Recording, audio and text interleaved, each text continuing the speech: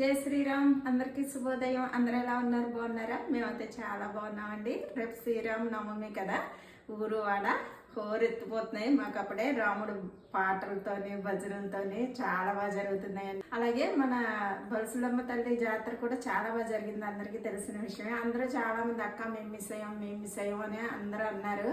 అస్సలు మిస్ అవ్వక్కర్లేదండి. రేపొద్దున ఇంకా అంతకంటే ఎక్కువగా జరుగుతున్నాయి. 50,000 పైగానే ఆ మహా అన్నదానం అయితే జరుగుతుందండి. అందరూ మిస్ కాకుండా రండి.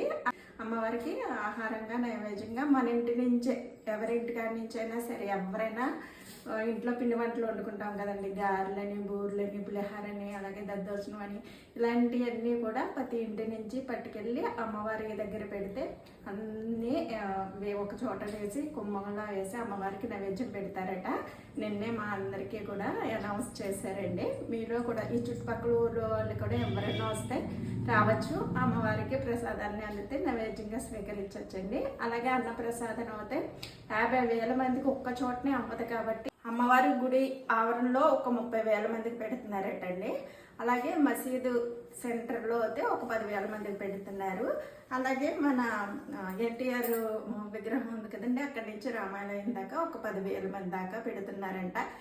ఎంతమంది వచ్చినా అన్నప్రసాదం అందరికీ దక్కాలని చెప్పి గుడి కమిటీ వాళ్ళు అయితే భారీ ఏర్పాట్లు చేస్తున్నారండి. ఎప్పుడూ ఎక్కడా చూడని విధంగా ఈ అన్నదానం జరుగుతుందండి.